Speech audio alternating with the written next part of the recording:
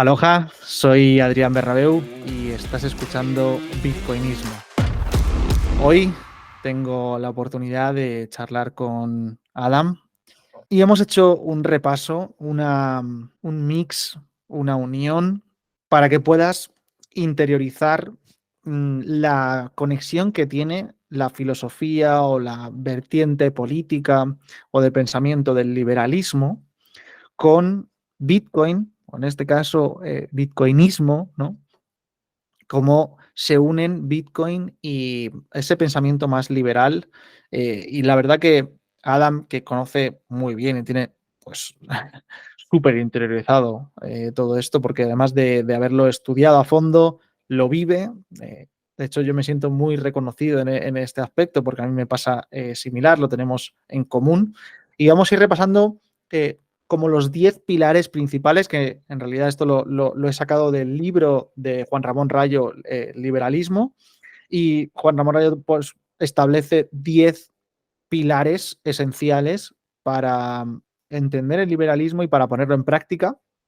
Y vamos a ir repasándolos junto con Adam, pues uno a uno y asociándolo o poniendo ejemplos y explicando cuál es la asociación que tiene con Bitcoin, ¿no? Cómo se integran estas formas de pensamiento con la aplicación práctica que es Bitcoin, ¿no? Porque desde mi perspectiva, Bitcoin es una herramienta real del pensamiento liberal y que nosotros tenemos la posibilidad de utilizar. O sea, no es solo una idea, una forma de pensamiento, una filosofía, sino que esa filosofía se aplica en esta herramienta y tenemos la posibilidad pues, de disfrutarla y de beneficiarnos de ello, porque al final eso es un beneficio poder tener esta herramienta disponible.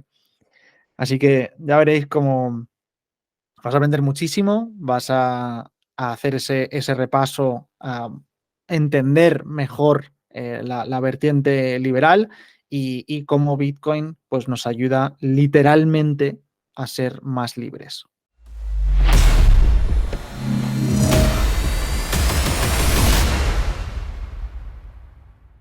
Muy buenas, Adam. Bienvenido a Bitcoinismo. ¿Cómo estás? Adrián, ¿cómo te va? Muy bien, gracias. Gracias por invitarme. Un honor estar aquí hablando contigo.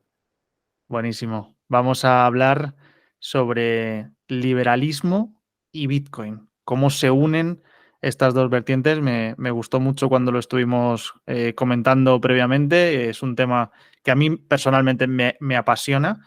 Me costó llegar a esa filosofía, a ese concepto, pero en cuanto empecé a profundizar un poquito dije, wow, esto es literalmente lo que yo siento y no había encontrado del todo palabras o el formato adecuado para llegar a esto. ¿A ti te pasó algo parecido o no?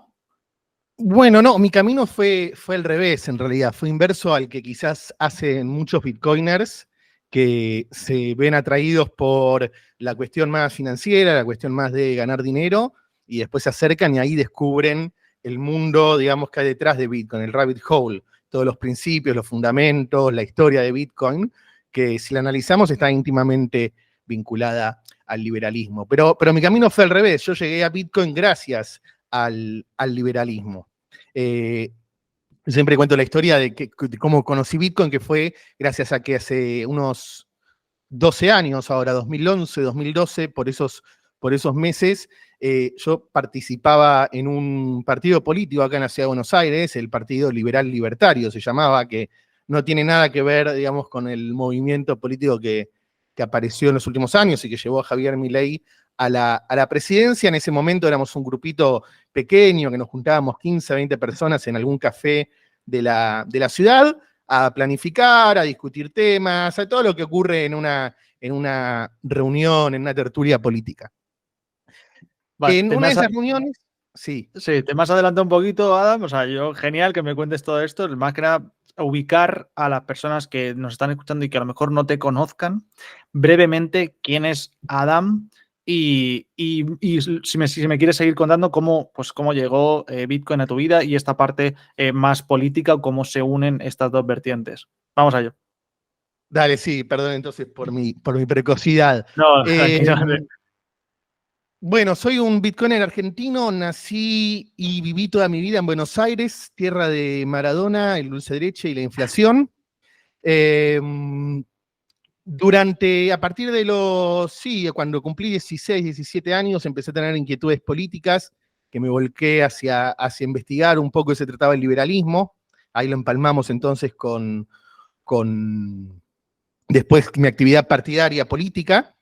Um, Soy columnista en distintos medios. En este momento estoy escribiendo en Criptonoticias, en una columna sobre Bitcoin, y además dirijo Ichimoku Fibonacci, que es un emprendimiento orientado a la educación financiera y al asesoramiento, tanto en finanzas tradicionales como apuntado para aquellos que están interesados en Bitcoin.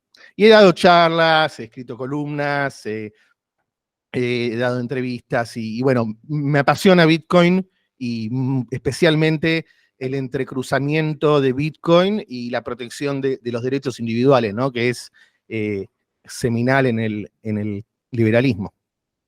Qué bueno. Vamos a ir profundizando más en este tema. ¿Cómo fue esos orígenes que has comentado? ¿Hay algún detalle que haya faltado? Porque me gusta mucho, y de hecho lo estuvimos hablando allí cuando estuve en Argentina recientemente para la Bitcoin, y me comentabas pues esos inicios, ¿no? Que los bitcoiners que también ahora pues están muy metidos en este mundillo, pero ya venían de esta parte más política relacionada con el liberalismo, con la parte más liberal. ¿Cómo fue esos inicios?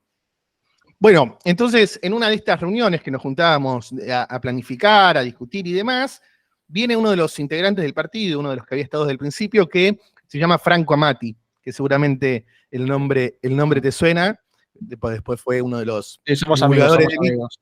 Yo le conocí hace años en Madrid, de repente apareció por allí en un evento que estábamos organizando, en un meetup, y se puso a participar y dije, wow, este sabe de lo que habla, este no viene solamente de oyente como un newbie, ¿no? Como alguien así, que amateur, que no tiene ni idea. Sí, sí. Y hace años ya, hace un montón de años, por lo menos 6 o 7. Sí, sí, Franco fue el que llegó un día a esta reunión del partido y nos dijo, chicos, leí en un blog en internet que salió un dinero digital que no está controlado por nadie, que la emisión es limitada, que no depende de un banquero central, etcétera, etcétera. Un dinero que se alineaba casi perfecto con todas nuestras ideas, nuestros pensamientos, nuestros ideales, pero uno tiene prejuicios y entender algo como Bitcoin la primera vez es muy difícil. Ni siquiera entenderlo, sino comprenderlo conceptualmente de qué se trata, que es un dinero digital, que es un dinero commodity. Entonces, mi primera reacción cuando Franco vino a comentar el tema de Bitcoin fue decirle, sí, pero esto está respaldado con oro. Porque bueno, como buen liberal, yo creía que el oro es un muy buen dinero y en ese momento el mejor dinero que quizás habíamos tenido como civilización humana, por lo menos eso fue lo que eligió el mercado. Y lo más gracioso no fue mi ignorancia, que quizás fue una respuesta, una reacción que muchos tienen la primera vez que escuchan Bitcoin, o preguntan por el oro, o preguntan quién lo emite, o una inquietud que con los prejuicios que uno ya tiene sobre el dinero, ¿no? Pero Franco me contestó, bueno, pero si crees que tiene que estar respaldado con oro, hace tu propia criptomoneda respaldada con oro. Te estoy hablando en el año 2011. O sea Wow. que ahí fue el primer contacto con Bitcoin. Lo recibí, a diferencia de mucha gente que lo descarta digamos, lo lee y dice, no, esto no, es un juguete, un hobby de frikis. A mí me pareció que tenía potencial, pero no lo terminaba de comprender el potencial, el alcance, la resiliencia, la robustez del sistema. Es decir, sí, una moneda digital, mira qué interesante, si se implementa, el gobierno no va a poder, los gobiernos no van a poder seguir financiando sus guerras, emitiendo dinero, bla, bla, bla, bla, pero nunca, pero digamos, todo a nivel conceptual, como mirándolo desde afuera, un experimento. Y después, bueno, con los años me fui cada vez introduciendo más, leyendo un poco más, lo fui entendiendo mejor, pero la verdad que fue como un viaje de 7, 8 años hasta el momento en el que realmente me di cuenta que Bitcoin era la mejor oportunidad que teníamos como liberales de poder vivir de poder evitar caer en una pesadilla distópica, totalitaria, de vigilancia, de control, de restricciones, regulaciones. Entonces, bueno, hoy estoy mucho más abocado a Bitcoin y considero a Bitcoin una parte más importante de mi vida, tanto personal o intelectual como de mi vida laboral. Wow, no es poco, lo que has comentado. Vamos a ir ondando, Adam.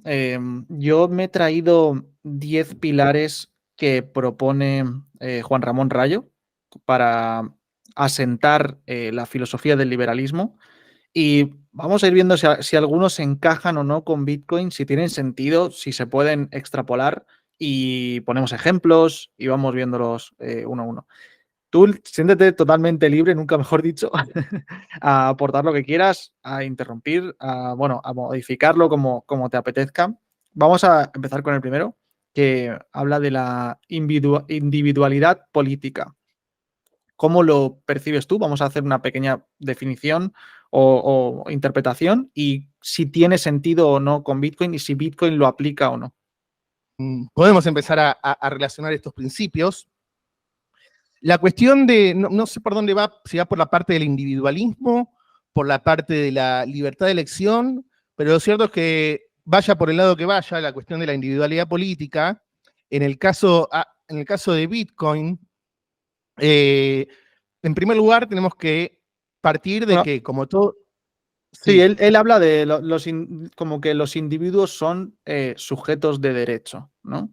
Como que ya de por sí tienen pues un derecho. De hecho, eh, por ejemplo, Hayek, tengo aquí una cita de Hayek que lo incluye, dice, la afirmación de que los individuos se guían y deben guiarse por sus intereses y deseos puede malinterpretarse o distorsionarse equiparándolo al falso enunciado de que los individuos actúan y deben actuar únicamente guiados por sus necesidades personales o por sus intereses egoístas. En realidad, lo que queremos decir es que debería permitirse a los individuos esforzarse por conseguir todo aquello que esos individuos consideren deseable, incluyendo las necesidades de su familia y amigos o cualquier otra cosa que pueda preocupar a las personas.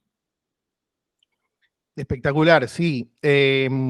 Bitcoin respeta, creo que es el único sistema monetario en la actualidad que respeta esa individualidad, porque tiene como característica que es voluntario. Es decir, Bitcoin es una red de computadoras, pero también al mismo tiempo es una red de individuos que corren esas computadoras. Están a distinto nivel, digamos. Una es la capa social, la otra la capa técnica. Pero esas computadoras que están corriendo Bitcoin, esos mineros que están armando bloques, los nodos que están verificando transacciones, detrás de todos ellos hay una voluntad individual, autónoma, libre, que opta voluntariamente por volcar sus recursos, volcar su capital hacia esta red monetaria, ya sea comprando equipos para minar, comprando un nodo, poniendo parte de tu patrimonio en esta red alternativa. Y esto se contrasta mucho con el sistema fiat y con los sistemas monetarios actuales, que son imposiciones gubernamentales, que están impuestas desde arriba hacia abajo mediante una ley que incluso la ley, según cómo lo traduzcamos, se llama curso forzoso. Así que no puede haber algo que sea más manifiesto, que sea contrario a la individualidad y a las decisiones individuales que parten a partir de, como decías en la cita que mencionabas, de las valoraciones individuales subjetivas de cada persona. Entonces, Bitcoin de alguna manera es un sistema monetario de puertas abiertas, porque cualquiera puede entrar en cualquier momento de forma voluntaria, de libre salida también, porque así como uno puede entrar, puede salir, y es totalmente voluntario, a diferencia de la contraposición del sistema fiat. Eso es, justamente, o sea, Bitcoin te permite decidir si quieres o no formar parte, o sea, asociarte o desasociarte, como bien dices, libremente, sin ningún tipo de imposición, cosa que, pues, en tu caso, pues estás obligado a utilizar pesos, a pagar impuestos con pesos, a utilizar, y yo en mi caso, pues con euros, ¿no? Pero no tengo decisión o o estoy a través de esa imposición, no tengo la libre oportunidad de desasociarme de esta moneda, ¿no? Sí, y no solo eso, sino que además, por ejemplo, supongamos que vivís en España, pero te manejás con yenes, porque vivís en una comunidad que usan yen japonés. Pero de todas maneras, cuando pagás impuestos, tenés que pagar para sostener todo el aparato y la estructura que sostiene el dinero fiat, que va desde el sueldo del banquero central hasta las tropas de la OTAN en alguna región ahí por el mundo, ¿no? Eso es. Pues vamos con la siguiente. La segunda que propone Juan Ramón es igualdad jurídica. Todos los individuos poseen los mismos derechos. ¿Esto tendría sentido para Bitcoin, sí o no? Absolutamente. Porque no solo hay igualdad en todos los aspectos respecto de los participantes con la red Bitcoin, es decir, hay reglas que son iguales para todos. Entonces, en este caso está claro. Había algo que me había dicho, no me acuerdo ahora quién me lo dijo, en un viaje en El Salvador, me dice, lo que tiene Bitcoin, que no tiene ningún otro activo, es que cuando un Bitcoin sube $100, sube $100 para vos, sube $100 para Michael Saylor, sube $100 para todos.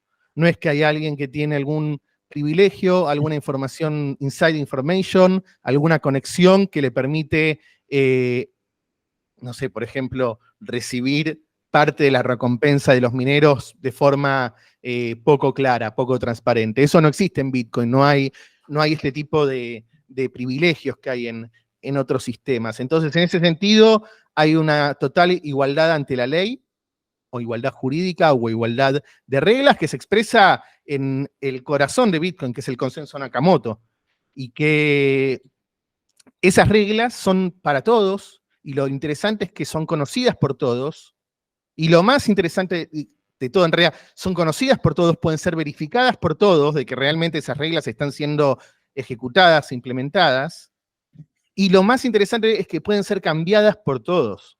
Cualquiera puede cambiar las reglas de Bitcoin. Es mentira que Bitcoin tenga un límite de 21 millones. Vos podés cambiar ese límite de 21 millones, pero ahora vos tenés que convencer a toda la gente de que ese cambio que hiciste y esa nueva versión de software es el nuevo Bitcoin.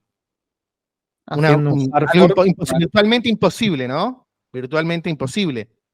Pero hay tanta igualdad que cualquiera puede hacer las leyes.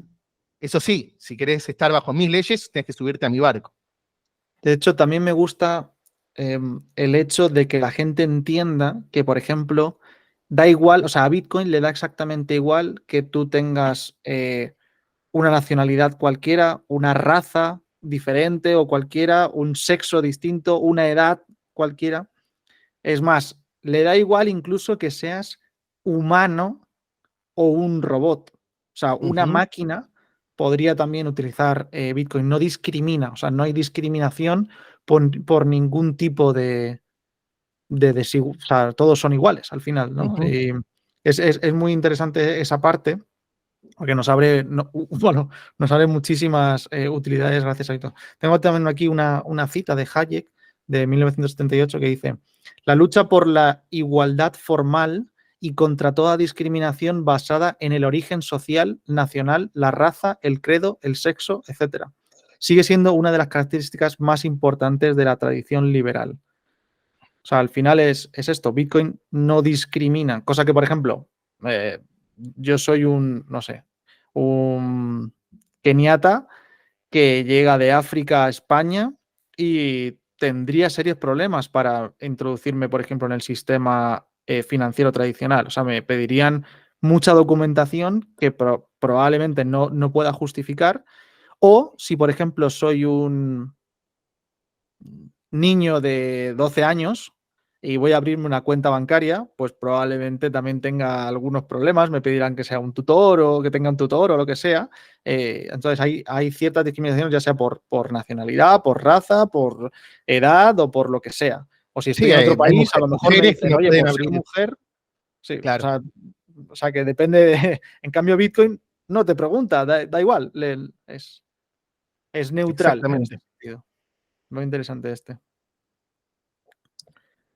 El siguiente es libertad personal? Libertad personal, entendido como el derecho más básico de toda persona, es la libertad. O sea, no sé exactamente si encuentras alguna similitud con Bitcoin en este sentido, o depende no sé si se entiende del todo o... Sí, sí, sí. Yo encuentro, sí, mucha relación y vinculación entre la cuestión de la libertad personal y Bitcoin. No tanto en el sentido de que haya libertad personal dentro de Bitcoin. Bueno, en realidad podríamos decir de nuevo, ¿no? Todos los individuos que están detrás de Bitcoin deciden involuntariamente correr el nodo, verificar transacciones, armar bloques, etcétera.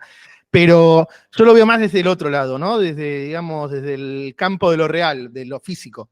Y lo que te permite Bitcoin, más en países donde hay autoritarismo, donde no hay libertad política, es darte mayores grados de libertad personal si por ejemplo, el destino de tus ahorros no depende del gobierno. Entonces, si vos en vez de tener tus ahorros en el banco, los tenés en una wallet, vas a estar con menos presiones, restricciones, limitaciones, condicionamientos a la hora de vivir tu vida y de tomar decisiones. Lo mismo si vos podés a través de Bitcoin generar un ingreso en el extranjero y no depender vivís en Venezuela y no querés depender de un sueldo estatal, entonces podés usar Bitcoin para recibir pagos del extranjero. También hay otras alternativas, pero en el peor de los casos, que esté todo el sistema, todo el país aislado y retraído del sistema bancario global, la única salida es Bitcoin. Entonces, en ese sentido, sí te da libertad personal. Pues interesante este también, la verdad. El cuarto que propone Juan Ramón Rayo dice, este es bastante obvio, pero vamos a ahondar todo lo que podamos, Adam, es la propiedad privada. La libertad comprende el derecho de usar, disfrutar y disponer de los bienes que hemos adquirido pacíficamente. Estoy de acuerdo. Tengo una cuestión semántica para empezar, que no sé si es correcta o no, pero es una intuición mía, que a mí no me gusta decir que el liberalismo defiende la propiedad privada. A mí me gusta decir que el liberalismo defiende los derechos de propiedad, que son dos cuestiones diferentes en mi punto de vista. Un poco porque la propiedad privada asume que los títulos que respaldan esa propiedad son legítimos. Y en muchos casos no lo son, porque si la propiedad fue obtenida mediante la violencia, mediante la expropiación, mediante la agresión, sería propiedad ilegítima en ese caso, porque tenés la propiedad, pero no tenés los derechos sobre la propiedad. Pero es una cuestión semántica más que nada, no es tan de fondo. Y bueno, la relación con Bitcoin me parece que es bastante evidente, en el sentido de que Bitcoin, a mí me gusta considerarlo, dentro de muchas cosas, una máquina de certificar derechos de propiedad. Y es la certificadora de derecho de propiedad más resiliente, robusta, más es incensurable, es decir, es la mejor certificadora de derechos de propiedad. La cuestión, obviamente, es que Bitcoin certifica derechos de propiedad sobre tus tenencias de Bitcoin, únicamente. Y después también hay que tener en cuenta que las garantías que te da la red es si estás realmente usando la red. Y este es un error que comete mucha gente que está iniciándose, que dice, che, acabo de mandar $3.000 por Binance y soy Gardel, porque lo hice por Binance, no me va a agarrar Hacienda, no tengo que pagar impuestos, y después se enteran que estuvieron usando un banco, básicamente, que utiliza cripto. Entonces, si tenés Bitcoin en Binance, no estás asegurando o certificando tus derechos de Binance o cualquier exchange, ¿no? Pobre CZ, no nos vamos a agarrar especialmente con él. Pero sí, Bitcoin te da esa certeza sobre los derechos de propiedad que no te puede dar nadie. Porque, aparte, fíjate algo que en nuestra civilización, los que certifican los derechos de propiedad y los que tienen de alguna manera el monopolio sobre el enforcement de los derechos de propiedad, que es el Estado, es el mismo que tiene el poder de quitártelo y que te lo hace mes a mes con impuestos, que te lo hace cuando restringe o regula el uso de tu propia propiedad. Entonces, al final termina siendo digamos, es el lobo y el cordero al mismo tiempo, porque dice voy a defender tu propiedad, pero también me arrogo el derecho de expropiártela. En el caso de Bitcoin solo te da las características para blindarte ante cualquier tipo de ataque contra tus derechos, pero Bitcoin no puede hacer nada para sacártelos. Así que eso también me parece interesante. Ujú.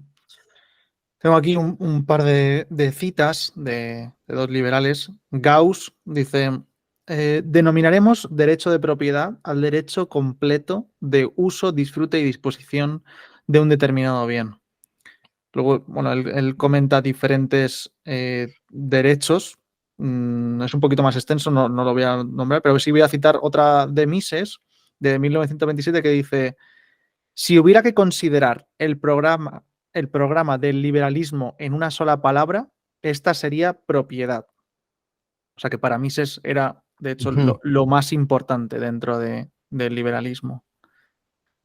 Sí, coincido que de los derechos de propiedad se derivan un montón de cuestiones que nosotros decimos, bueno, el derecho a la libertad de expresión, pero bueno, el derecho a la libertad de expresión está cimentado en los derechos de propiedad, en poder tener los medios para producir los contenidos que vas a producir, para difundirlos, divulgarlos, y que además, como está relacionado un poco con lo que hablábamos de libertad personal, ¿no?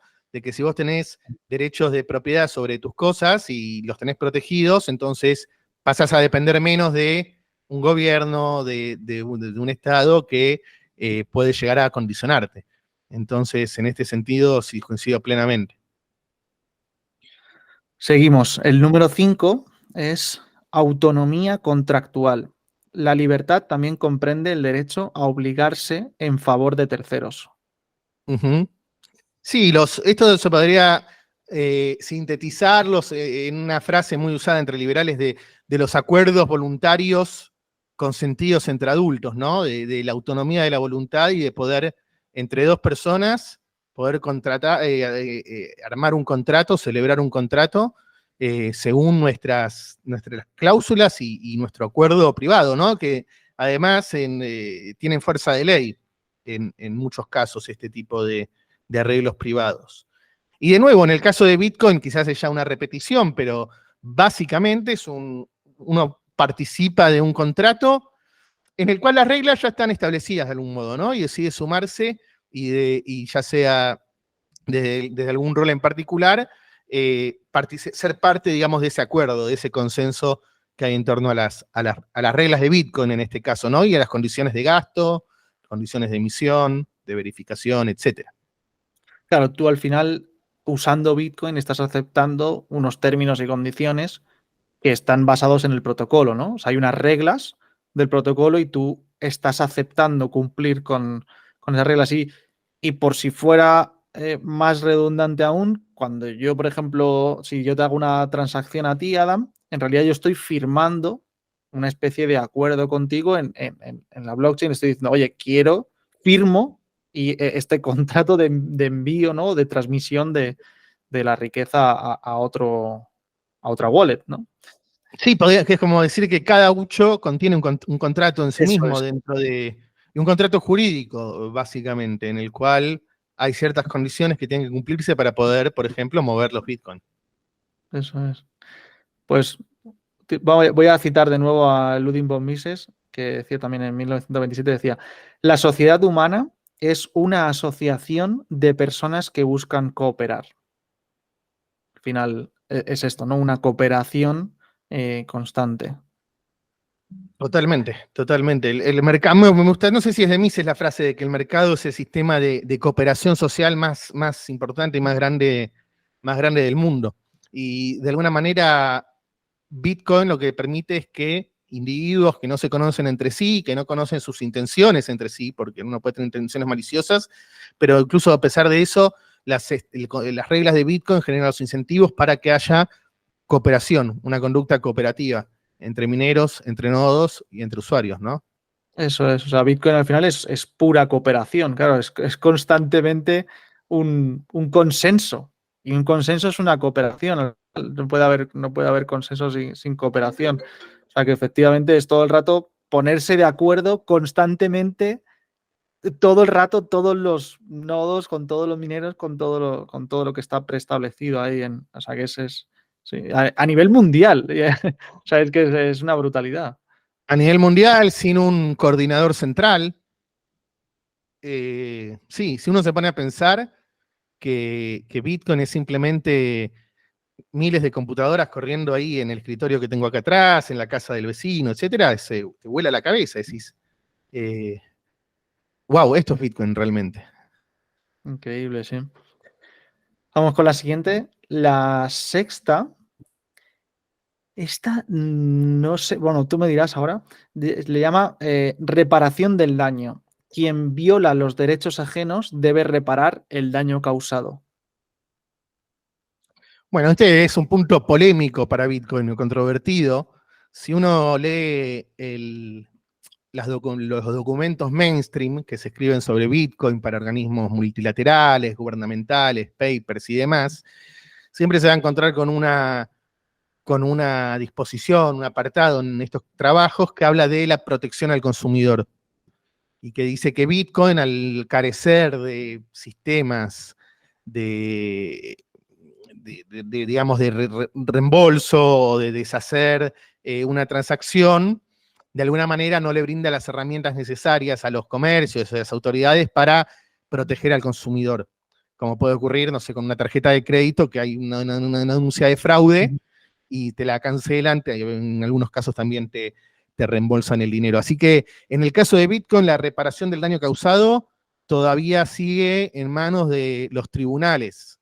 Esto quizás es interesante mencionar en este punto, que es que hay gente que cree que como está usando Bitcoin, cripto, entre comillas, que está en el mundo digital, entonces no se aplican, me preguntan, che, ¿cómo se aplicaría si hay un caso de que una persona va por la calle y le roban Bitcoin? ¿No? Te ponen una pistola, te dicen abrí la wallet, pasame tus satoshis y te sacaron los satoshis de la wallet de todos los días. Y para esos casos no queda otra que por ahora recurrir a quienes implementan y ejecutan la legislación habitual, ¿no? Tribunales, jueces, cámaras de apelaciones. Así que en ese sentido, Bitcoin no nos brinda una alternativa al sistema judicial estatal. Claro, al final es una propiedad como cualquier otra y en base a un robo, pues como si te hubieran robado cualquier otra cosa que te pertenecía hasta ese momento, claro. Exacto. La séptima, libertad de asociación. Los individuos tienen derecho a asociarse con otras personas. Esto, no sé, se parece muchísimo a la que hemos hablado anteriormente. No sé si quieren matizar alguna cosa respecto a esto. No, me parece que está muy relacionado con la libertad contractual, con la libertad personal. Así que creo que ya dejamos en claro de que Bitcoin es voluntario, es una asociación libre de personas que eligen correr este software. La octava dice libre mercado. Las personas también tienen derecho a asociarse económicamente con otras personas. Entiendo que, claro, como hablamos de un sistema político, no solo tiene por qué haber una asociación económica, también puede haber una asociación, pues, cultural o de ideas o política en este caso, y también, pues, una relacionada con la parte económica. ¿Podríamos hacer un matiz con Bitcoin en este caso, Adam, o cómo lo ves? Bueno, un poco el tema de la libertad de mercado, la libertad económica está vinculado con la libertad contractual. Yo creo que lo que tiene Bitcoin es que básicamente es un sistema que surge a partir en un ámbito de libertad. Eh, no sé, a ver, cómo vincularlo con libertad de mercado, eh, más allá de que, por un lado, a ver, Bitcoin es dinero de mercado, entonces a diferencia del dinero fiat, no hay una organización central que define la tasa de interés o que define la cantidad de circulante. Entonces, en ese sentido, es dinero más de libre mercado porque es dinero que surge a partir de un acuerdo voluntario económico entre una o entre dos o varias personas, ¿no? Y la idea de que el dinero no sea manipulado también ayuda a brindar mejores señales de precios, que es fundamental en un mercado y que es información fundamental para coordinar la información del mercado, ¿no? Entonces, en ese sentido, tener dinero que no sea manipulado, yo creo que le da más robustez y le da más, digamos, más pureza, por decir una forma, al mercado. Le da un mejor indicador. Esto es interesante, tengo anotada justo una cita de White de 1999 que dice, para conseguir un dinero saludable y honesto, el liberalismo promoverá la libre emisión y elección de dinero por parte de los individuos. Sí, es un poco la idea del free banking, ¿no? Y de hecho, Hal Finney, me parece que fue en los inicios de Bitcoin, allá por el 2010, en los primeros correos que intercambiaban en la lista de correos de criptografía o en el foro Bitcoin Talk, pero él también se planteaba la idea de que en el futuro íbamos a tener distintos tipos de bancos, algunos bancos iban a ser bancos de reserva fraccionaria, pero que iban a tener su respaldo en Bitcoin y que iban a surgir diferentes arreglos bancarios, digamos, en torno a Bitcoin también. Eso era algo que proponía Hal Finney junto con su Bitcoin a $10 millones. Interesante que lo dijera también Finney. Bueno, última cita respecto a esto, Bastiat, tengo todo en 1849, o sea, hace ya un montón. Dice, como la propiedad, el intercambio es un derecho natural. Todo aquel que haya producido o adquirido un bien debería tener la opción de usarlo para sí mismo o de transferirlo a otro, sea este quien sea, por algo que consienta dar a cambio. Arrebatarle esta potestad al ser humano cuando no atenta ni contra el orden público ni contra la moralidad sería tanto como legalizar el robo, es decir, sería violar un principio de justicia. O sea, al final también el hecho de que nosotros podamos intercambiar por lo que queramos ese Bitcoin o transmitirlo a quien queramos de forma libre, ¿no? Disponer de él, sí, totalmente. Número 9. Gobierno limitado. El gobierno ha de limitarse estrictamente a proteger los derechos individuales. Esta es la más interesante, me parece, porque voy a discrepar con gobierno limitado. Yo creo que Bitcoin es anárquico. Bitcoin es anarquía y a muchos niveles, ¿no? Por un lado, a nivel de las reglas de la red, porque anarquía no quiere decir que es ausencia de reglas, sino en todo caso ausencia de líderes. Las reglas de la red son anárquicas en el sentido de que no hay un organismo, las reglas están ahí y uno puede aceptarlas o puede abrir sus propias reglas en el campo de al lado, pero las reglas están ahí. Bitcoin es anárquico porque no hay una persona que le va diciendo a la gente, hace un nodo, tenés que montar un nodo de Bitcoin para que pueda funcionar la red, sino que es de la iniciativa individual.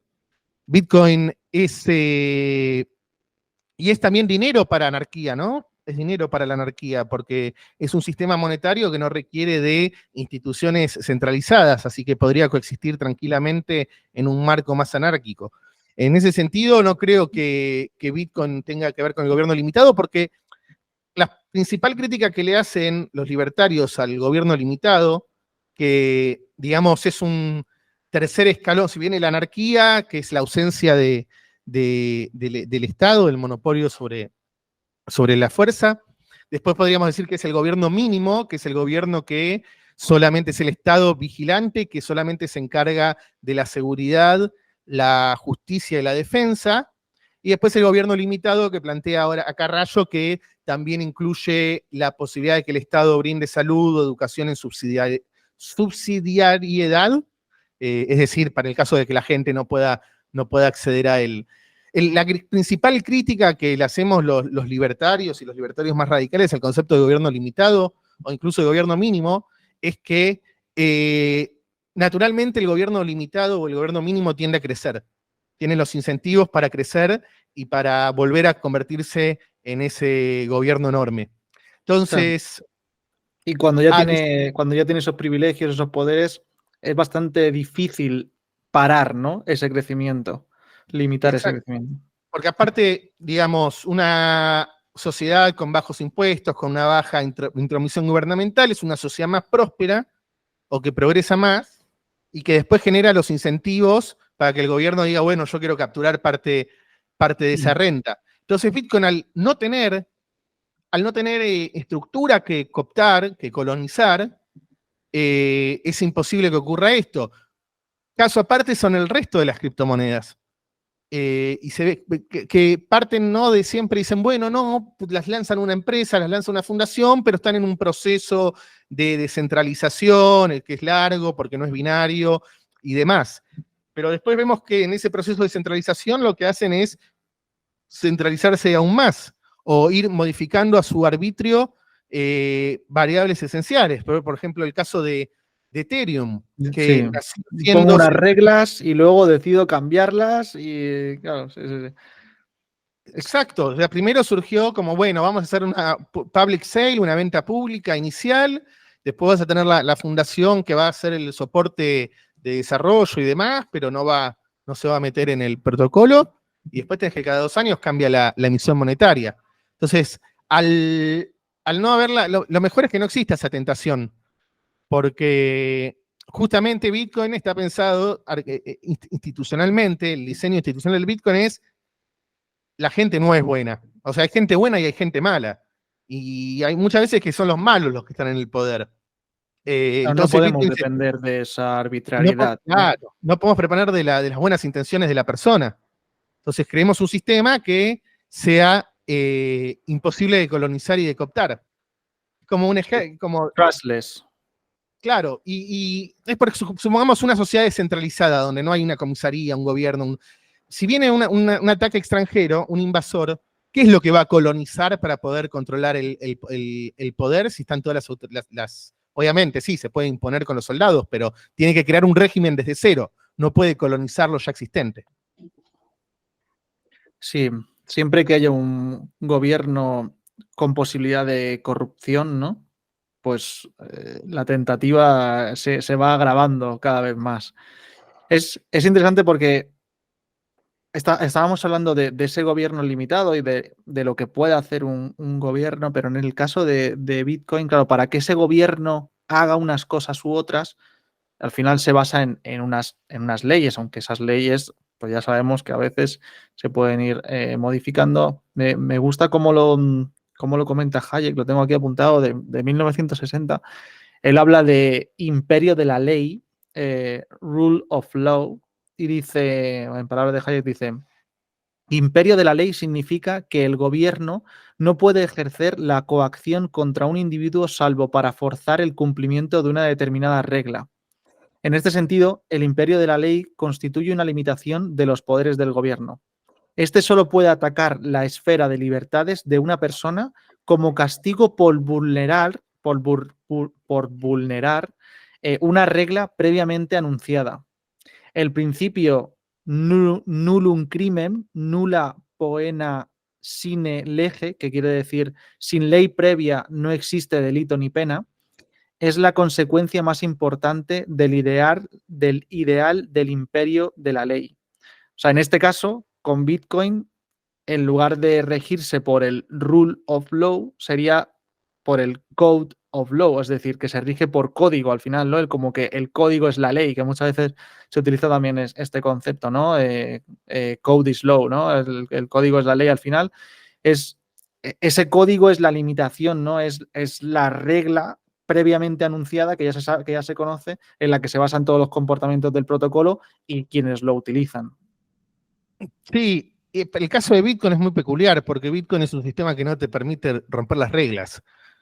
Mejor dicho, te permite romper las reglas muy fácilmente, pero uno las puede romper, pero como decíamos al principio, ¿no? Necesitas que otras personas también crean en tus reglas y quieran de la coordinación adaptarse. y colaboración de los demás, que también es una de las antiguas que hemos Claro, comentado. al final todo, ¿no? Se entrelaza todo entre sí. Pero también al mismo tiempo volvemos al punto de la reparación del daño causado, de que Bitcoin no tiene ese poder de coerción que tiene el gobierno. Nadie en Bitcoin tiene ese poder de coerción. Entonces, por eso tenemos que todavía depender de los tribunales estatales o tribunales de arbitraje privados.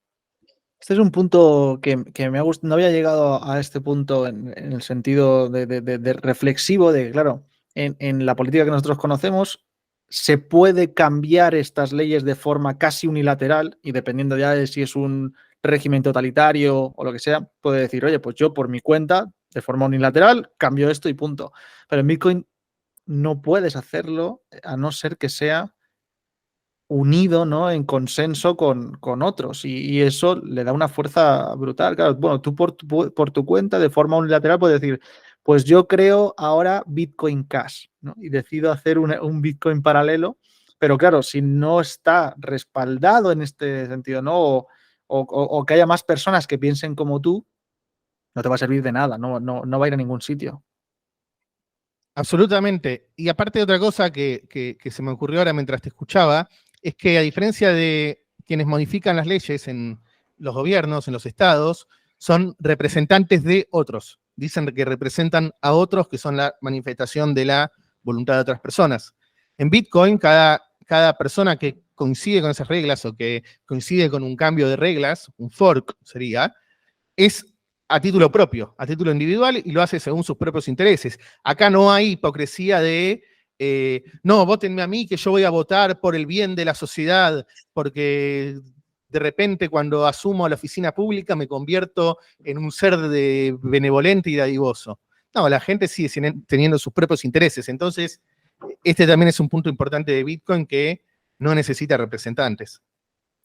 Me gusta esto que has comentado, Adam, y de hecho me viene muy a cuento para que la gente entienda de verdad la diferencia entre Bitcoin y más de las otras más de 20.000 criptomonedas que puede haber ahí. ¿Qué podrías decir respecto a esto para que la gente lo pueda interiorizar y lo entienda del todo?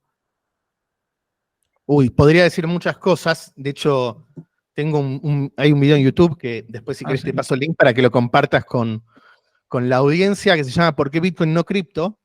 Y Es verdad, de hecho lo compartí en Twitter porque me gustó muchísimo. Lo tienes como anclado en algún sitio. Recuerdo que lo tienes de alguna forma.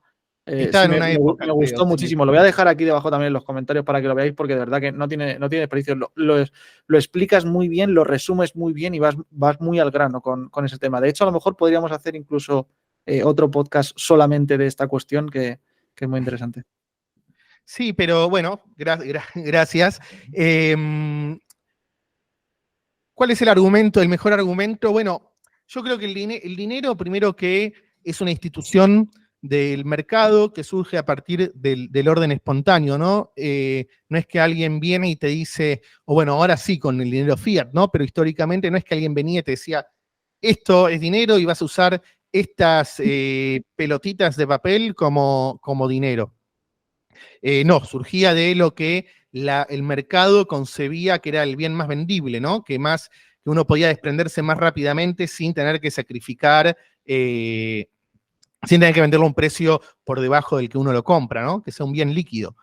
Entonces, por estas características, históricamente siempre el dinero convergió hacia el bien más vendible, como decía Menger, y no es que había, y sí, puede ser que estaba el oro predominante a nivel mundial, que algunos países usaban la plata, pero no mucho más. No es que había diferentes monedas por cada país. De hecho, cuando las monedas nacionales, cuando empiezan a surgir, surgen como unidades de medida, como si fuese que estamos hablando del metro, de la milla o de la yarda. Entonces, una libra esterlina tenía una equivalencia con el real español, con el dólar americano, con el taler alemán, etc. Y después el surgimiento del dinero fiat, un poco que modificó esa concepción y ahora en muchos casos es como el dinero es incluido dentro de la identidad nacional, la identidad nacional, ¿no? de cada país.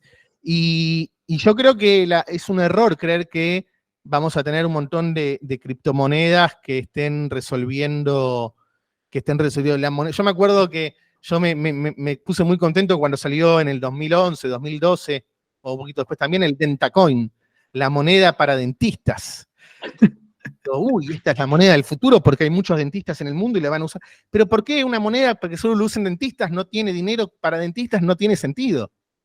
El dinero tiene que ser universal y tiene que ser, es el lenguaje que se usa en el mercado para expresar las valoraciones de cada uno. Entonces, ¿cómo van a tener los dentistas su propio dinero? Pero sí, hay este argumento que quizás es el más económico y un poquito más digamos, tecnológico, pero sí, Bitcoin, creo que la escasez digital se puede crear una sola vez en ese sentido. ¿Por qué crees que Bitcoin sí que tiene más solidez en en estas reglas del código que hablábamos, que es lo que le da al final esa solidez, ¿no? Oye, que se van a cumplir estas reglas. ¿Y por qué otras criptomonedas, como decíamos, poníamos el ejemplo de Ethereum, de que ahora esto, ahora verde, ahora rojo, ahora no sé qué, ahora esto? ¿Por qué Bitcoin sí cumple con la ley del código y otras criptomonedas no tienen esa fiabilidad de que vayan a seguir siendo así? Bien, hay algo importante antes de entrar en eso, es que Bitcoin, a diferencia de las otras criptomonedas, que en general se vendieron al mercado más como si fuesen acciones, de hecho muy pocas se podían, están las preminadas, como se las suele llamar. En cambio, en el caso de Ethereum, como habíamos dicho, hay una venta pública, que además hubo ahí un poco de cuestiones turbias con los fundadores y demás. El caso de Bitcoin es una red abierta que cuando comenzó, cualquiera con su computadora podía minar Bitcoin. Entonces, en ese sentido, no había ningún tipo de prerequisito a la hora de poder conseguir los primeros Bitcoin. No tenías que Y entrar había al igualdad jurídica, había igualdad Totalmente. jurídica. En el otro caso no, Totalmente. el otro caso era un porcentaje altísimo de lo que ya había preminado o de lo que ya había existente va para estas personas con unos privilegios brutales y todo lo demás, bueno, ya irá saliendo para el resto de la plebeyo, de los plebeyos, ¿no?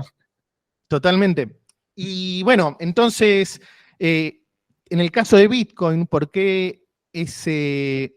Yo creo que tiene algunos aspectos particulares. En primer lugar, bueno, esto que decíamos, ¿no? El diseño que no tiene fundador, que no tiene fundación detrás o board de directores.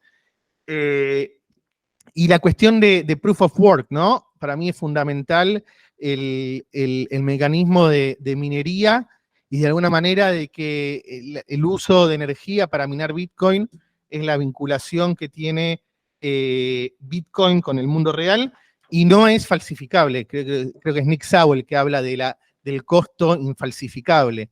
Si vos querés minar un Bitcoin, tenés que incurrir en un gasto de energía. No hay manera de poder falsificar la energía. Entonces, ese tipo de cuestiones le da una garantía civil.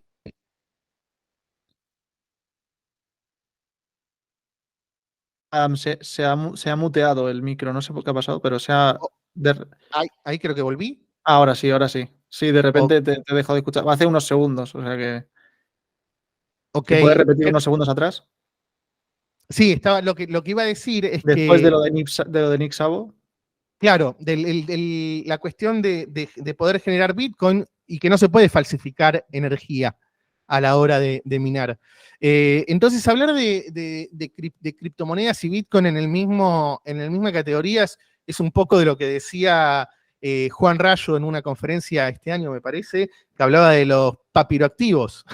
Los papiroactivos no Sí, eso existen. fue muy interesante, sí. Que hablar de criptoactivos no tiene que ver, o Criptoactivos, sea, porque si no sería, sí, o sea, el dinero fiat podría ser solo por su tecnología, que al final es el papel, ¿no? El papel es, todos serían, cualquier papel que tengamos al alcance sería papiroactivo, ¿no? Es claro, muy interesante ese punto. estoy invirtiendo en papiroactivos. Compré bonos de Iberia y tengo un pagaré de mi tío que me escribió en una servilleta.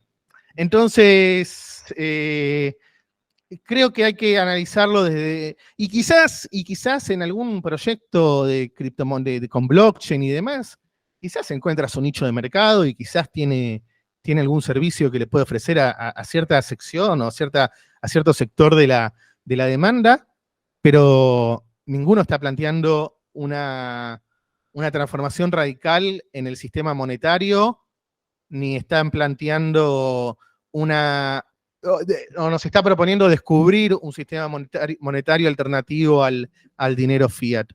Y eso para mí es lo fundamental de Bitcoin, ¿no? Lo más importante y lo que más esperanza me da. Qué bueno.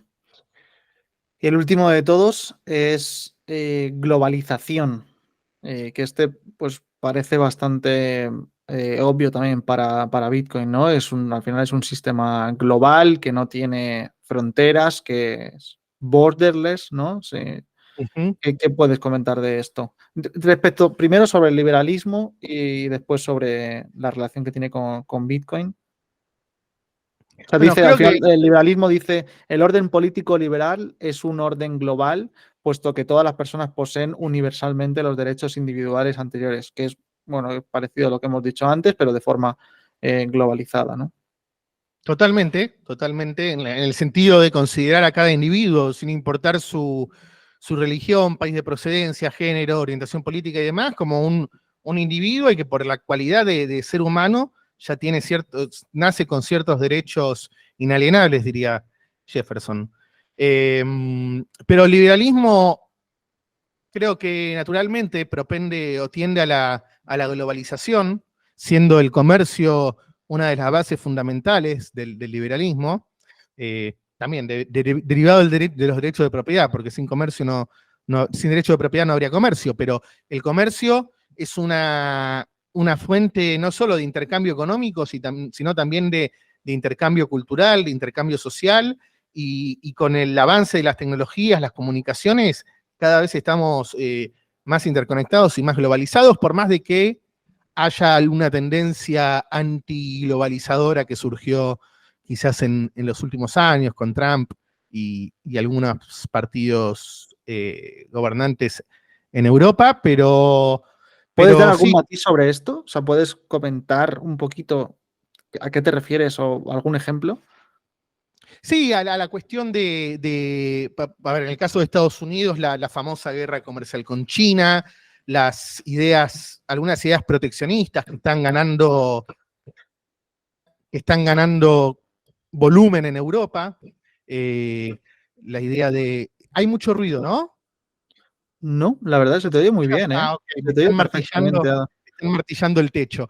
Por Pues no se eso, escucha absolutamente nada, o sea, qué buen micro tienes, porque no, saludos o a sea, Yur. lo Eh, está, lo está omitiendo, sí. Perfecto. Entonces, Ahora sí que he dejado de escucharte, Adam. No sé si es... a ver ahí, no toco Ahí, más. perfecto. Perfecto. Entonces, lo que decía es que en los últimos años en los últimos 10, 15 años surgieron muchos movimientos identitarios, donde la identidad de uno se convertía en la alineación política de la persona. Entonces, si es negro, se define políticamente por su color de piel; si es gay, se define por su orientación sexual; si se puede definir por su género. Entonces, este tipo de políticas identitarias que quizás nacieron más estos niveles que hablábamos, también se están repitiendo y replicando un poco a nivel nacional. Eh, y, y una deriva de esto es siempre el proteccionismo, el cierre de fronteras, la falta la disminución de la intensidad en el intercambio comercial. Y para mí, bueno, esto genera y conlleva una peor calidad de vida para los países que deciden retirarse o disminuir su actividad comercial. Y el caso de Bitcoin es como decías vos, ¿no? Que Bitcoin es borderless, no conoce de fronteras. Para Bitcoin no sabe de fronteras, y quizás los pagos transnacionales son los pagos más engorrosos de hacer a nivel global. Mm. Entonces, te voy a dar mucho trabajo de edición, te voy a dar para los últimos minutos. Sí, entonces Bitcoin permite el intercambio global sin censura, sin restricciones, sin regulaciones, de forma pseudoanónima, y todo eso colabora y contribuye en la globalización. Y además, al mismo tiempo, en torno a Bitcoin se creó un movimiento global, ¿no? Hoy estamos hablando tú y yo, vos en España, yo en Argentina, y nos conocemos por Bitcoin. Y Totalmente. así hay en todo el mundo, digamos, Bitcoiners que solamente tú, yo conocemos, amigos, conocidos, que compartimos la pasión por Bitcoin o el interés por Bitcoin, pero también, en muchos casos, otros principios y valores que van más allá de Bitcoin, ¿no? De lo que venimos hablando justamente en la última hora. Efectivamente, sí, se crea como una especie de forma de pensamiento, de, no sé si llamarlo ideología, que no me gusta el concepto como tal, pero al final es una forma de vivir, casi un estilo de vida, porque en realidad hay unas prioridades, unos gustos, aunque haya matices, por supuesto, pero es una forma de pensar, una filosofía que es similar. Adam, vamos a entrar, no sé si quieres comentar algo sobre esto y si no, voy a entrar en otra cuestión, tú me dirás ahora, pero sí me gustaría, ya que eres argentino y que recientemente pues ha empezado a, a gobernar un nuevo presidente en tu país, en este caso es Javier Milei, que según se dice es el primer presidente que se autoproclama liberal. Entonces, pues a lo mejor podremos ver cómo son estas políticas y realmente consigue aplicarlas. Él también entiende bastante bien esta vertiente de pensamiento, incluso pues temas de la economía austriaca, etcétera, que probablemente trate de aplicar. Otra cosa es que lo consiga hacer porque también tiene que contar con con otras personas y con con otras coaliciones y demás. ¿Qué opinas sobre esto? Cuéntame todo lo que tú creas. ¿Qué opinas en general sobre tanto, a lo mejor, sobre Milei, sobre su política, sobre lo que crees que puede hacer, sobre lo que no, lo que tú consideres? Bueno, yo a nivel personal estoy esperanzado con el ascenso de Milei, que aún no está gobernando, empieza en 13 días su gobierno. Yo a Milei siempre lo encasillan en esta secuencia de políticos mundiales heterodoxos, extraños, histriónicos, como por ejemplo Trump, como por ejemplo Castillo en Perú, Bolsonaro en Brasil y demás. Y si bien es cierto que puede ser que Milei sea parte de este fenómeno, yo creo que en Argentina tuvimos la suerte de que este candidato outsider más friki es un candidato libertario y un seguidor de la escuela, de la escuela austríaca de economía. Y esto para Argentina es un cambio radical respecto de las políticas estatistas que se vienen viviendo hace tiempos inmemoriales, no sé, 80, 90 años o más. Milei es un personaje peculiar, es un liberal muy, muy peculiar.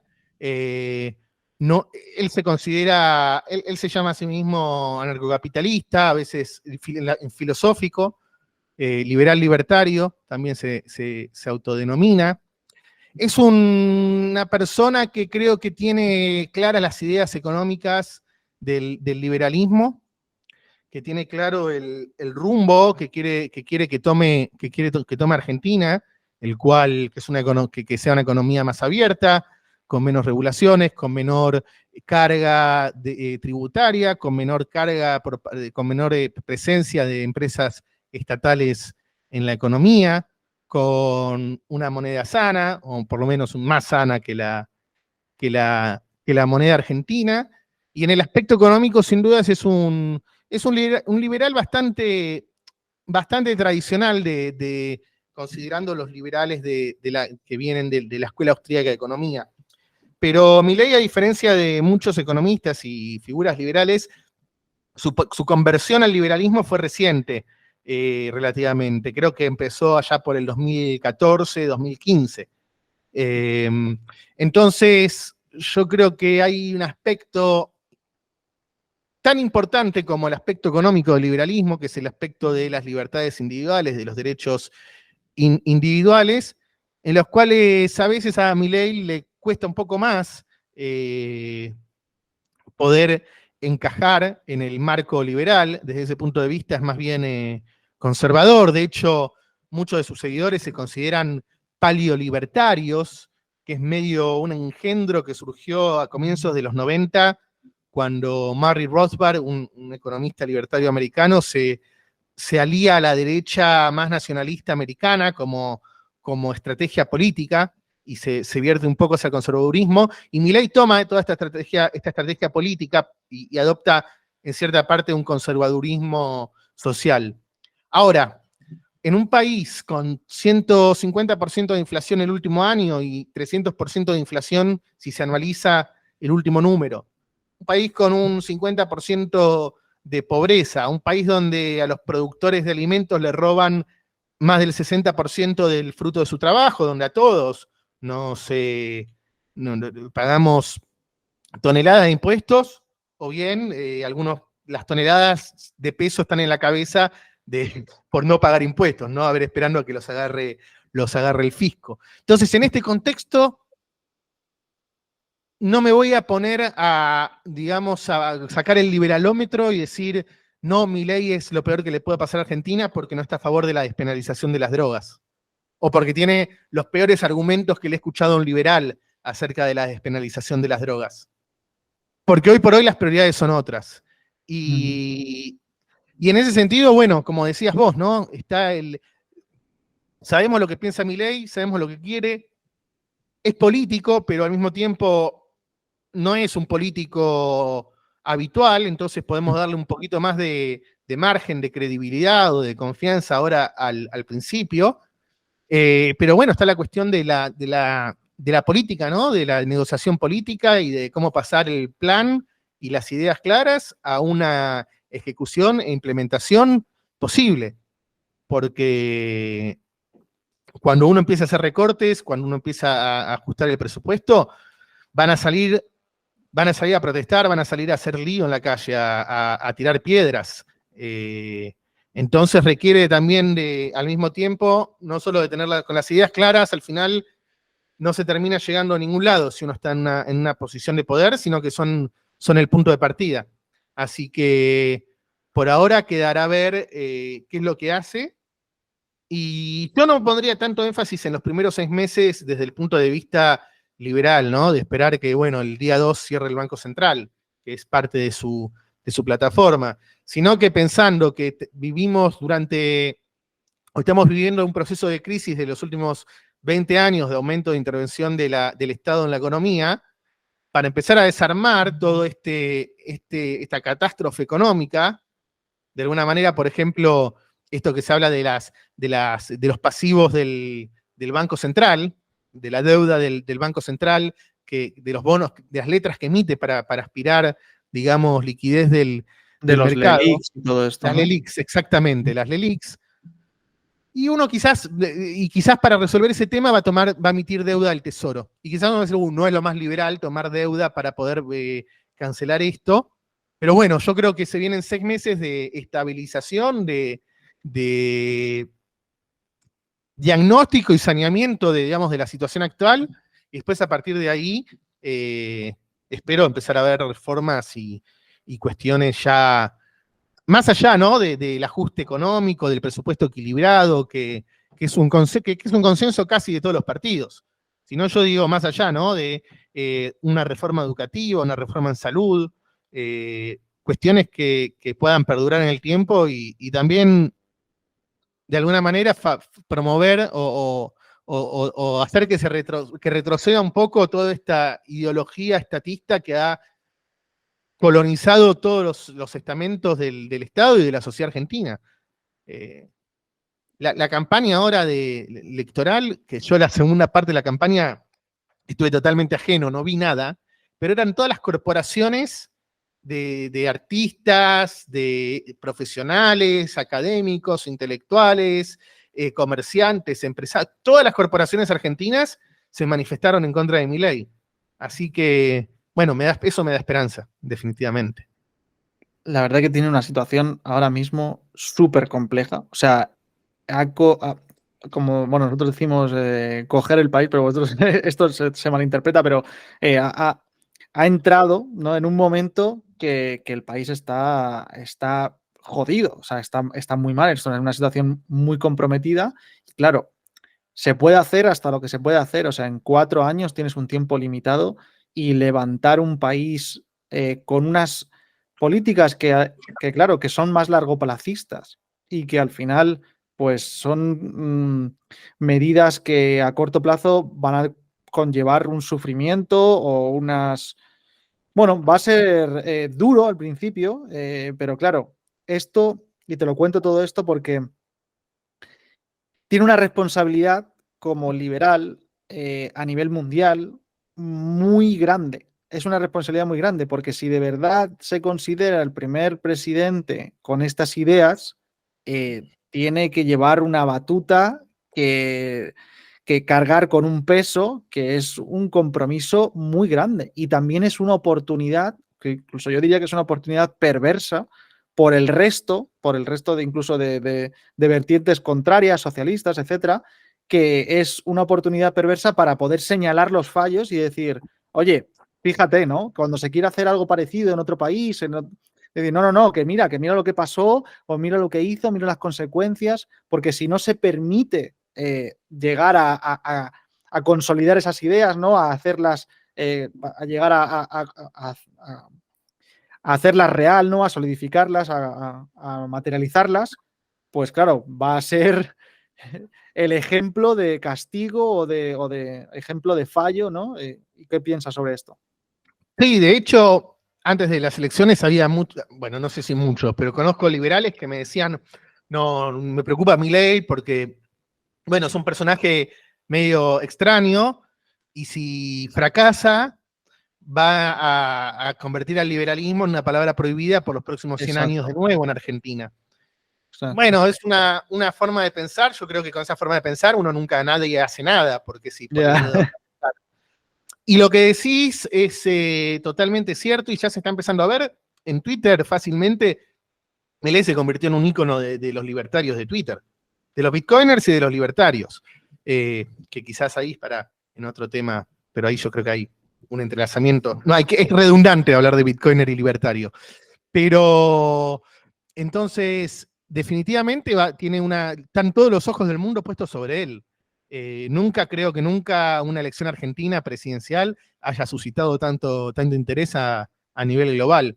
Entonces es un desafío importante.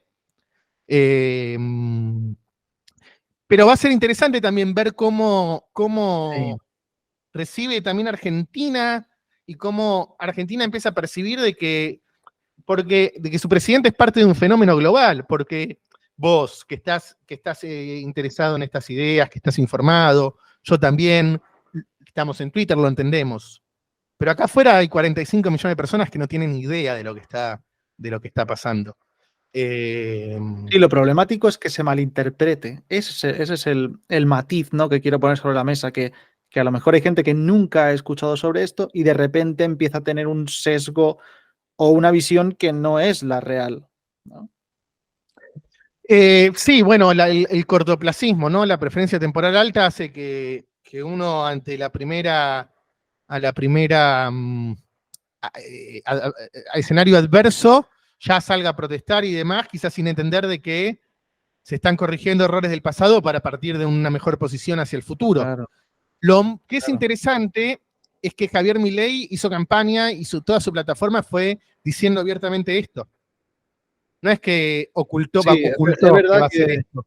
Y la sí, gente lo votó ya porque dijo eso. puso, sí, ya puso las objeciones sobre la mesa, ¿no? Ya fue haciendo la cama, como nosotros decimos, ¿no? Y, Para que no sonara raro, sí. exacto, y no solo eso, no solo que él dijo abiertamente, yo quiero reducir el presupuesto, quiero hacerlo equilibrado, quiero bajar los impuestos, etcétera, etcétera, sino que además la oposición a Milei dijo que Milei iba a hacer un montón de cosas terribles, que iba a permitirle llevar armas a los chicos a la escuela, que iba a permitir que la compraventa de órganos el día 1, que vas a poder comprar en el supermercado, que te van a secuestrar para sacarte los órganos, que van a liberar a todos los presos vinculados con la dictadura, que van a... Bueno, cuestiones que el boleto de bus va a pasar de valer 80 pesos a valer 1.100 pesos. Bueno, cuestiones que incluso diciendo eso, la gente fue y votó a Milei. Entonces yo creo que también quizás hay una madurez de la sociedad argentina, en cierto aspecto, o de una parte de la sociedad que ya está cansada de vivir en la más abyecta miseria y está preparada para asumir un sacrificio necesario en pos de un futuro mejor, que es lo que Y parece básicamente ser necesita Milei. perdona, parece ser que de una gran parte, porque ha sido, si no me equivoco, el presidente más votado de toda Argentina, eso en número, ¿no? En términos netos, ¿no? Sí, creo que es el presidente que más votos obtuvo, no a nivel porcentual, pero sí a nivel, digamos, nominal, Eso es. de cantidad de votos. Con unos 15 millones, si no me equivoco. Fue 55% de Milei, del total de electores, contra 44% de Massa. Es sorprendente, ¿no? Que justo un presidente tan, bueno, tan polémico y tan polar y que obtenga estos resultados es algo como mínimo a observar, ¿no? Y a analizar sí, es interesante. Sí, sí. Y algo para aclarar, que si no, quizás es injusto con algunos personajes históricos, pero no sé si quizás Thomas Jefferson clasifica como un presidente liberal libertario, como para que Claro, Milei diga que fue el primer presidente libertario, y quizás es mucho. sí, o sea, a mí me sorprendió cuando se dijo eso, porque obviamente hay otros presidentes que tienen pues esta forma de pensar, aunque no sé si ellos mismos lo han verbalizado. O sea, eso no lo tengo tan claro. Que ellos Sí, no, mismos no se hay. hayan considerado como tal, Claro, públicamente. ahora un presidente en un país del mundo que sea un liberal radical que se autodenomina narcocapitalista, no existió nunca.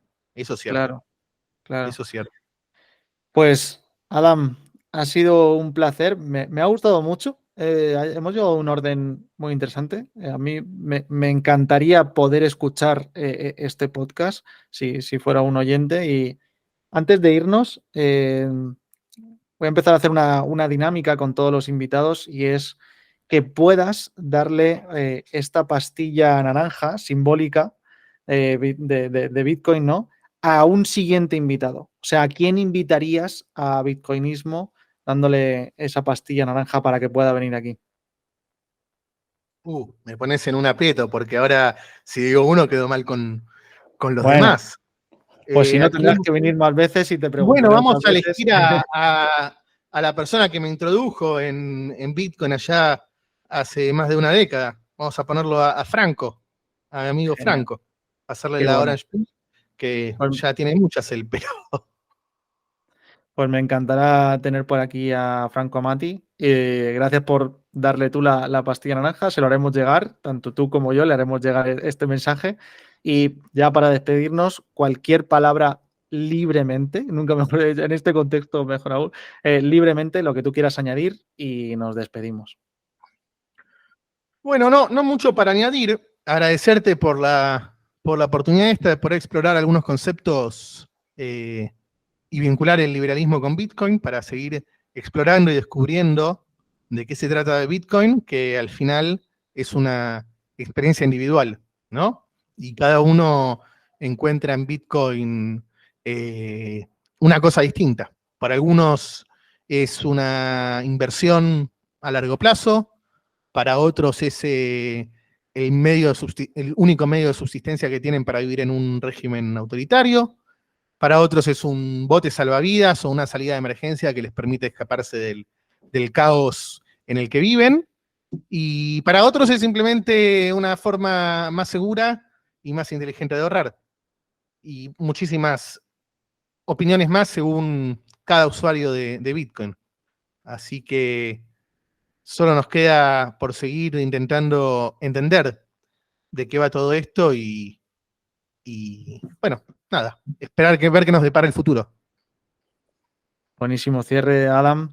Para todos los que nos estáis viendo y escuchando, voy a dejar aquí debajo también las redes sociales, los lugares donde podéis seguir a Adam, encontrarle, seguirle y poder seguir aprendiendo sobre él. Ya habéis visto que sabe muchísimo sobre todas estas cuestiones. A mí me encanta escucharte y he aprendido también en este ratito. Gracias por estar aquí, Adam, y ojalá podamos repetir algo similar pronto. A ti, Adrián, muchas gracias.